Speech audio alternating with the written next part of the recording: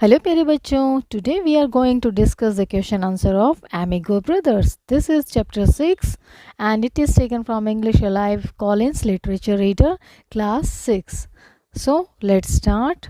Part A, choose the correct option. तो बच्चों Antonio and Felix were both, तो answer C is the option, is the answer. 17 years old, good friends and like brothers who had grown up in the same neighborhood since childhood. Number 2, the two young and fantastic boxers.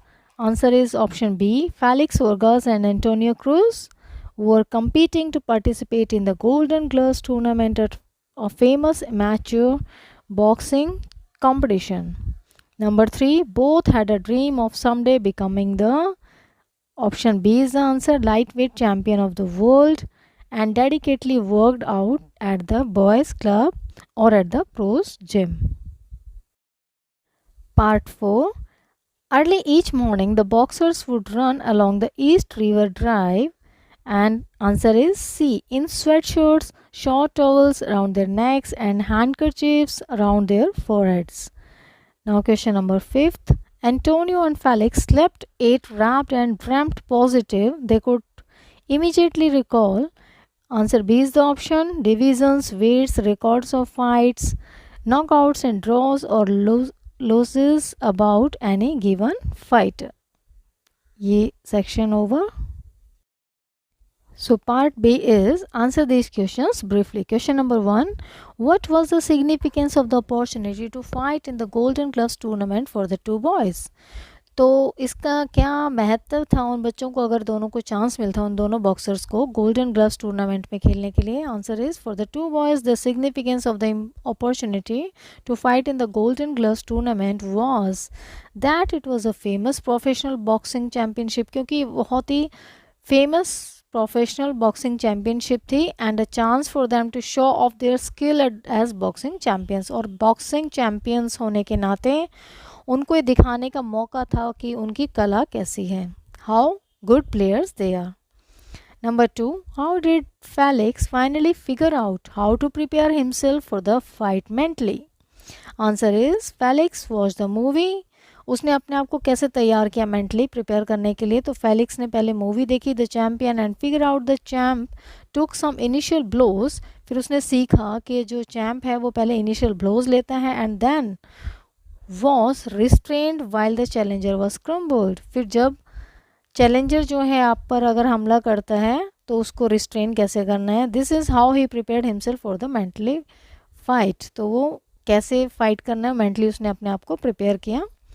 Number 3, what did Antonio's trainer warn and advise him about? What is the role of trainers in such sports? तो बच्चों question में पूछा गया Antonio ने, उसके trainer ने, Antonio के trainer ने उसको क्या वार्न किया, क्या उसको चेतावनी दी और क्या एडवाइस बताई उसके बारे में, और उनका ट्रेनर्स का रोल क्या रहता है ऐसे स्पोर्ट्स में. Answer is Antonio's trainer warned and advised him that Felix always went for the body. उसने क्या कहा कि जो फेलिक्स है वो हमेशा बॉडी की तरफ आपको पंच करेगा. In such sports the role of the trainers is to give sound advice to the sports person. तो ऐसे खेलों में जो ट्रेनर होता है उसकी एडवाइस बहुत ही महत्वपूर्ण होती है. वो अच्छी एडवाइस देते हैं about how to avoid the opponent's blows, कि कैसे हम ओपोनेंट्स के जो वो अगर बॉक्सिंग कर रहे हैं और वो ओपोनेंट से कैसे बचें और कैसे डिलीवर करना है आपको, ब्लोज कैसे मारना है. Question number 4, describe the second round of the game in your own words. अपने शब्दों में बताना है सेकेंड राउंड का गेम कैसा रहा था. Answer is as soon as the second round started, जैसे सेकेंड राउंड स्टार्ट हुआ Felix stood up from his stool, और फेलिक्स जो है वो खड़ा हो गया and rush towards Antonio like a bull, और एक बैल की तरह एंटोनियो की तरफ भागने लगा मारने के लिए. Antonio however counter attacked him, और एंटोनियो ने उसे काउंटर अटैक दिया with continuous punches from the left and right, और लेफ्ट एंड राइट से लगातार वो पंच मारता रहा. Then he delivered a punch right under Felix chin. फिर उसने एकदम जो राइट पंच है वो मारा उसके फेलिक्स की ठोड़ी पे. Felix legs bent momentarily under the impact, और फिर फेलिक्स के जो है पैर वो मुड़ गए as he fought off a series of punches, क्योंकि वो सीरीज पंचेस को लगातार मारता जा रहा था, countering with his own blows. Antonio moved carefully as Felix pretended to be hurt. Felix जो है ऐसे बहाना कर रहा था कि उसे ज़्यादा चोट लगी है और एंटोनियो जो है बहुत केयरफुली मूव कर रहा था। But soon had him entangled into a rip roaring. फिर थोड़ी ही देर में वो दोनों फिर उलझ गए। पंचिंग टोटू टू फाइट, और बहुत ही ज़बरदस्त उनकी फाइट हुई। Suddenly he hit Antonio on the chin, और अचानक से उसने एंटोनियो को चिन पर हिट कर दिया। And in return Antonio hit him on the bridge of his nose, और फिर उसने भी बदले में एंटोनियो ने उसके ब्रिज ऑफ नोज पे उसको बहुत ज़्यादा हिट किया। Now number 5, a flower does not think of competing with the flower next to it, it just blooms. तो एक फूल जो है बच्चों, वो कभी भी कंपटीशन नहीं करता कि दूसरा फूल खिलेगा तभी मैं खिलूँगा या उससे ज़्यादा अच्छा खिलूँगा। उसको खिलना है तो वो खिलना ही है। Tony and Felix just do what they do best without competing against each other.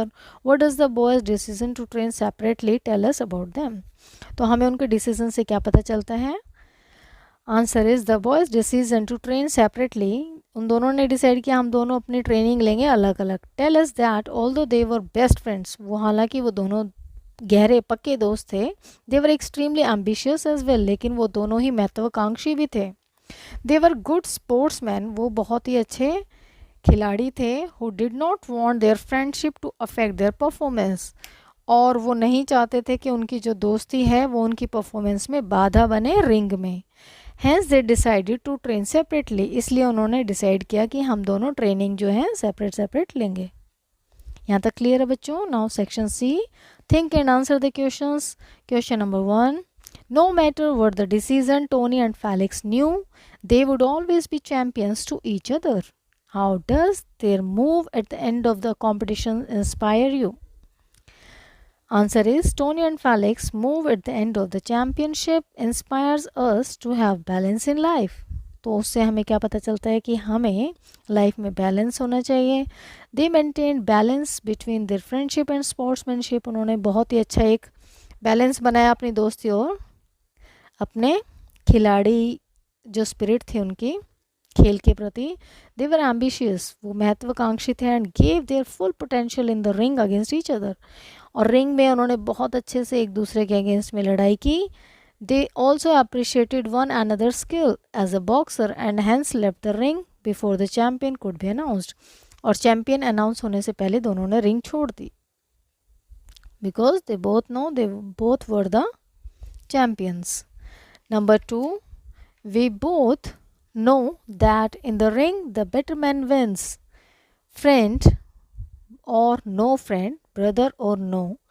How was the fight expected to affect the relationship of the Amigo brothers? Does it really make them better or bitter? Answer is, the fight was expected to affect the relationship of Amigo brothers adversely. However, it turned out better than expected. Both the boys fought in the ring as rivals, focusing on winning the championship, but as soon as the match ended and the champion's name was to be announced, the boys left the ring hand in hand as they were both champions to each other. That is why the incident only made them better and not bitter. तो इस तरीके से उनका जब match का अंत हुआ तो वो दोनों उनका जो इस इंसिडेंट से वो बेटर बने, बिटर नहीं बने, और दोनों को ही पता था वो दोनों ही चैम्पियन हैं। तो उन्होंने अपने जो कंपटीशन है उसको अपनी दोस्ती के बीच में नहीं लाए। ठीक है बच्चों, यहाँ तक क्वेश्चन आंसर थे। We will do now vocabulary section as well. So बच्चों, next is vocabulary section. A, a loan word is a word borrowed directly from another language with little or no change. Such foreign words and phrases are common in the English language. Match the loan words with their meanings. Also write down the name of the language in which the words originated. तो हमें बताना है ये जो words हैं ये किस origin language से आए हैं और इनके मीनिंग्स क्या हैं। तो first one is adios. This is taken from Spanish और इसका मीनिंग है goodbye. Second is verbatim. Verbatim is a Latin and its meaning is in exactly the same word, word for word. Third is alma mater. This is Latin word and it means the school college one attended. Fourth one is basmati. This is a Sanskrit word and it means a type of rice with long grains and a nice flavor. Fifth one is bon voyage. This is taken from French and it means good and safe journey. Sixth one is carpe diem. This is Latin word and it means the make the most of the present time, literally seize the day. Seventh is idest, idest, and it means, that is to say, in other words. And eighth is mercy. This is French word and it means thank you. यहाँ तक clear है बच्चों? Be part of vocabulary. A boxing match is called a bout. Look at the different terms used in different sports and pick the odd one out in each set. One has been done for you. तो बच्चों यहाँ पर sports के नाम दिए हुए हैं और कुछ वर्ड्स दिए हुए हैं उससे रिलेटेड, तो हमें ऑड वन आउट आपको चूज़ करना है. फॉर एग्जाम्पल बैडमिंटन में ये सभी वर्ड यूज़ होते हैं, deuce, drop, smash, serve, net, game, लेकिन बाउंसर यूज़ नहीं होता. तो bouncer is here by underline or you can circle it. Number 2 is basketball. Basket, blocking, court, throw, dribbling, pivot सब यूज़ होता है लेकिन जॉकी यूज़ नहीं होता.